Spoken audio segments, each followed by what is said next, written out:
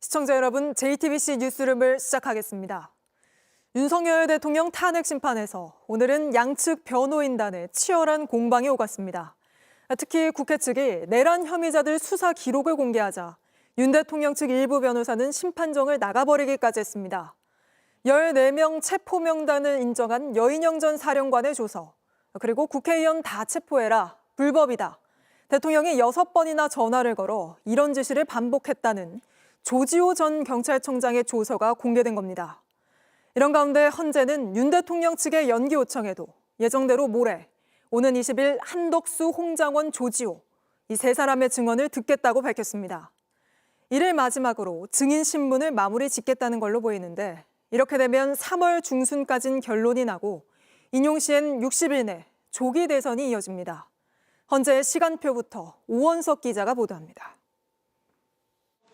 헌법재판소는 재판관 평의를 열고 오는 20일로 예정된 탄핵심판 10차 변론기일을 그대로 진행하기로 했습니다. 25일로 일정을 미뤄달라는 윤 대통령 측 요청을 받아들이지 않은 겁니다. 윤 대통령 측은 헌재 일정이 내란 우두머리 혐의 형사재판과 겹친다고 주장했지만 헌재는 시간적 여유가 있다고 판단했습니다. 공판 준비기일이 오전 10시고 오후 2시에 탄핵 재판을 잡으면 시간적 간격이 있는 점. 헌재는 대신 변론기일 시작을 1시간 늦춰 20일 오후 3시에 하기로 했습니다. 이에 따라 윤 대통령은 당일 오전 10시에는 서울중앙지방법원에서 열리는 형사재판에 출석한 뒤 오후 3시 헌재 탄핵 심판에 출석하게 될 전망입니다. 헌재의 10차 변론기일에는 한덕수 국무총리와 홍장원 전 국정원 1차장, 조지호 경찰청장이 증인으로 채택됐습니다. 앞서 2차례 증인 신문에 불참한 조 청장에겐 구인영장이 발부됐습니다. 헌재가 변론기일을 미루지 않은 건 신속히 결론을 내리겠다는 의지를 드러낸 거란 분석이 나옵니다. 10차 변론기일을 끝으로 증인 신문이 마무리될 경우 헌재는 이달 말 한두 차례 더 최후 진술을 들을 가능성이 큽니다. 마지막 변론기일 이후 선고까지 걸린 기간은 고 노무현 대통령의 경우 14일, 박근혜 전 대통령은 11일이었습니다. 이르면 내달 초에서 중순쯤에는 윤 대통령 탄핵 여부가 결정될 가능성이 큰 겁니다. 20일 형사재판에서는 윤 대통령이 구속이 위법하다며 낸 구속 취소 청구 신문도 함께 진행됩니다. JTBC 오원석입니다. 이렇게 탄핵 심판이 막바지에 접어들고 윤 대통령에게 불리한 진술 조서까지 나오자 반발하던 대리인이 나가버리기까지 했습니다. 윤 대통령도 헌법재판소까지 왔다가 심판정에는 출석하지 않고 구치소로 돌아갔습니다. 계속해서 정인아 기자입니다. 윤석열 대통령이 탄 호송 차량이 헌법재판소 주차장으로 들어갔다가 얼마 지나지 않아 다시 나갑니다. 윤 대통령은 오늘 9차 탄핵 심판 변론기일에 출석하러 나왔다가 변론이 시작되기도 전에 구치소로 돌아갔습니다.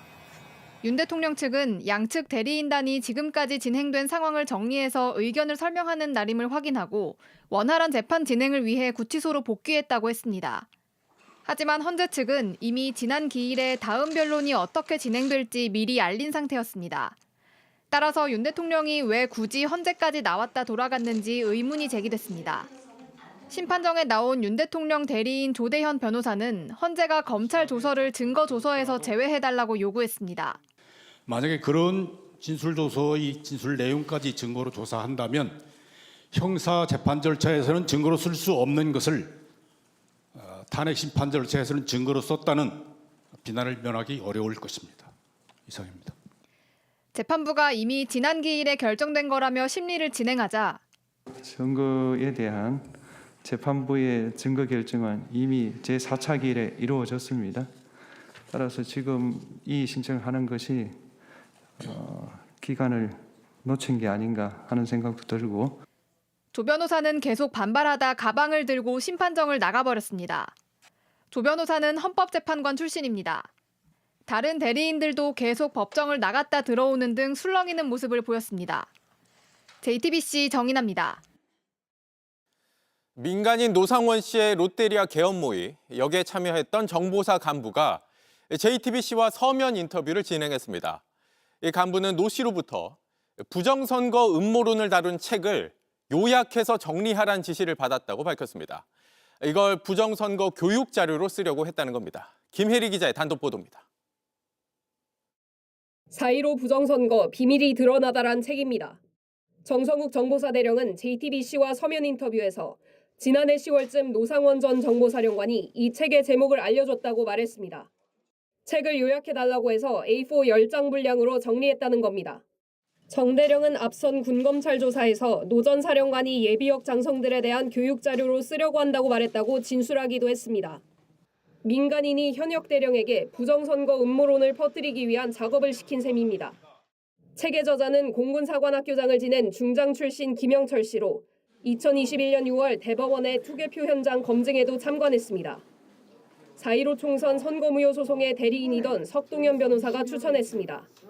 석 변호사는 현재 윤석열 대통령의 탄핵심판 대리인을 맡고 있는데 김 씨는 윤 대통령 측 증인 신청 명단에도 들어갔습니다.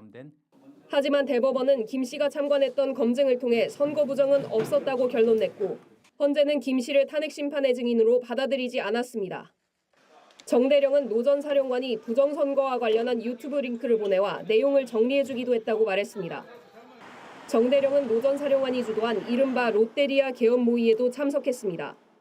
정 대령은 노 전 사령관이 장관과의 친분을 말했다며 내 상황을 알고 진급을 언급했지만 쉬운 일이 아니어서 다른 생각은 없었다고 말했습니다.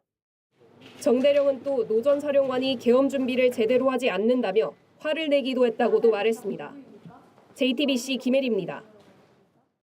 부부싸움을 하다가 10살 아들이 보는 앞에서 반려견을 창밖으로 던진 부부에 대해 경찰이 조사에 착수했습니다.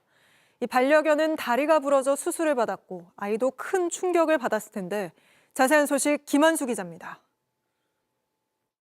한 빌라 2층 복도에 설치된 CCTV 영상입니다. 부부가 10살 아들이 보는 앞에서 옷가지를 집어던지며 다툽니다. 여성이 강아지를 들어올리자 남성은 강아지를 빼앗아 던져버립니다.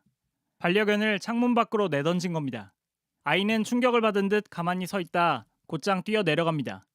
부부는 동물보호단체에 강아지가 스스로 뛰어내렸다고 주장했습니다. 이만큼밖에 안 열리는 곳이거든요.